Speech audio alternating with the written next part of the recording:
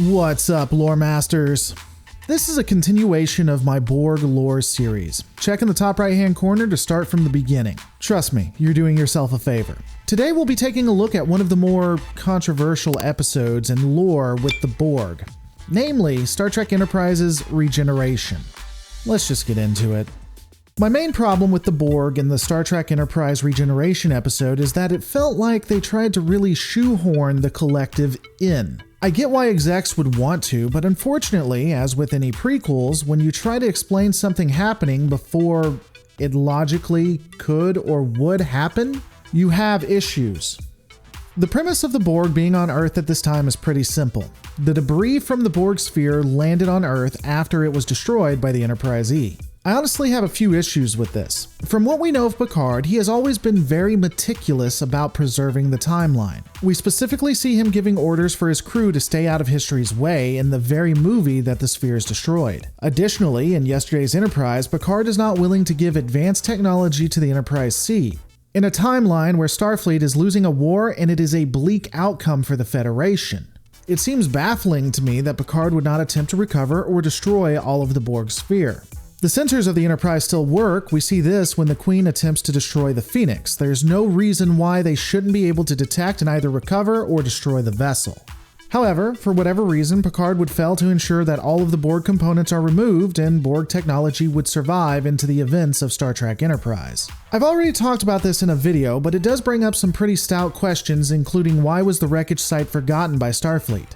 If it wasn't forgotten, then what happened to all of the technology? Beyond just the Borg drones present, there was a ton of metal alloys and computer components left over, all from the 24th century.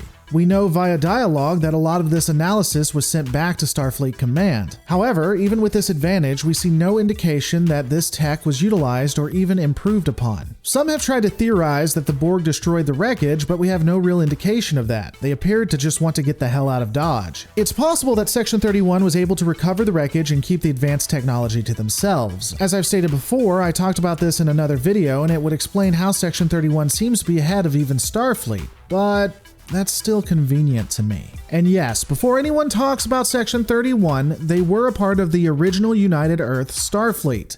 They didn't come after. Rewatched the series. Another issue that I just find funny would be that the scientists attempted to carbon date the metal and successfully determined that the metal was over 100 years old. The problem is, carbon dating is specific to organic materials and related to Earth specifically in the way we use it. Thus, the materials would have had to be made of some kind of organic material, and then that material would have had to consume animals on Earth at some point. So unless the Borg started scooping up animals from Earth in the 24th century, created the sphere with it, then crash landed that sphere back on Earth, there's no way the scientists could have utilized carbon dating specifically to determine how old the ship was. Honestly, it's probably no wonder that these people were assigned to the Antarctic to take care of this hellhole mission. Another problem would be that a lot of the data was sent back to Starfleet. They specifically say that they sent some of it already back to Starfleet.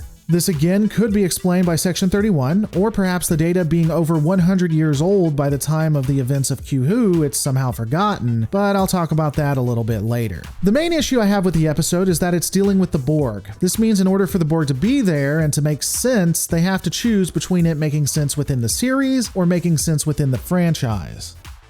They chose the series. I honestly don't mind the actions of Archer and think the crew of the NX-01 Enterprise make reasonable decisions and assumptions. It's just that we're dealing with the Borg specifically where continuity problems come in. Had they been dealing with another organism like the Borg, everything would have been fine. I honestly think it's a good episode. On that topic, in the episode, the scientists that think you can use carbon dating on things that weren't present on Earth are assimilated and their ship is additionally captured. The NX-01 Enterprise is dispatched to save the crew and hijinks are abound. Ultimately, the Borg do act similar to how they're seen in Best of Both Worlds and First Contact, with only a few minor issues. Namely, the Borg assimilation process is much slower than what is generally seen in other episodes and movies. Well, it's generally slower. SF Debris breaks down why the assimilation process might be so slow in his review of the episode, but there are some plausible theories. The most reasonable is that the Borg were isolated and frozen for over 100 years. The fact that they had to regenerate themselves into life would mean that they're probably weakened and their ability to assimilate is thus impacted. Though this is highly inconsistent. Sometimes they can assimilate quickly, sometimes not so much. Honestly, the most interesting part of this entire episode is the assimilation of the United Earth vessel. Every time we see it, it has enhanced systems, including additions such as weapons and the warp engines. These systems are constantly being upgraded, even pushed to what the United Earth thinks is possible.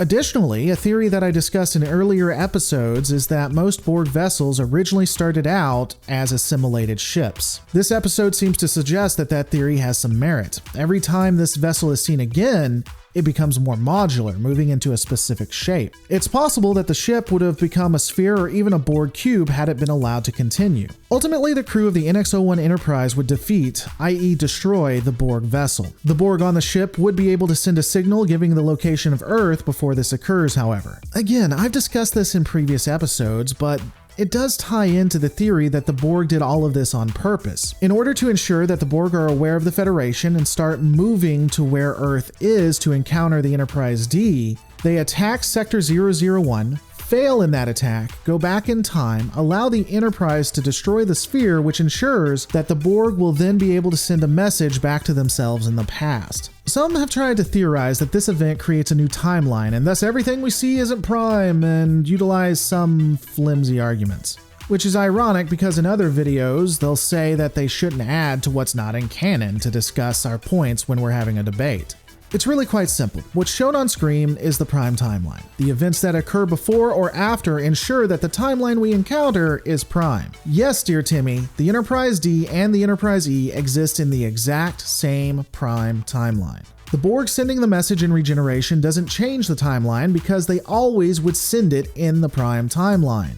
In those events, the Borg were already on their way towards Earth because they were alerted and always would be alerted. Again, time travel has been inconsistent at best on Trek, but this is clearly what is portrayed on screen. But as always, feel free to argue with me and headcanon whatever you prefer. The last piece of the discussion is the lack of knowledge the Federation and Starfleet appear to have on the Borg, at least when they first quote-unquote meet a Borg cube. This is further complicated with the series Voyager that has scientists with a small child following a Borg cube. While the explanation for this is sketchy, the best one I think I've found that fits together is that the Borg were considered a one-off experience that occurred only to the United Earth, and wasn't something that most other species had to deal with. You then add the experiences of other species like the Binar that will remove parts of the brain and put in technology in small babies, and it's something that wouldn't be on the forefront of everyone's mind.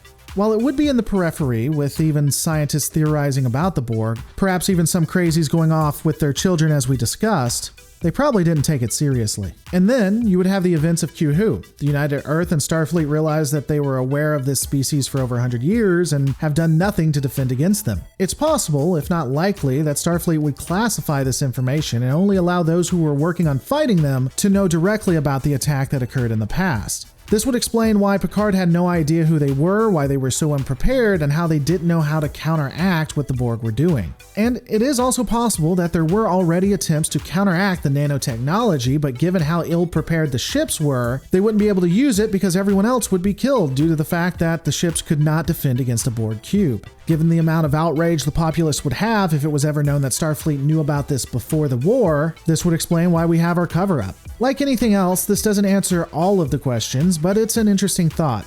I don't know. What are your ideas? Let me know in the comments below. As always, don't forget to rate, comment, and subscribe, and remember, in the end, all our lives are a story. Make yours a good one.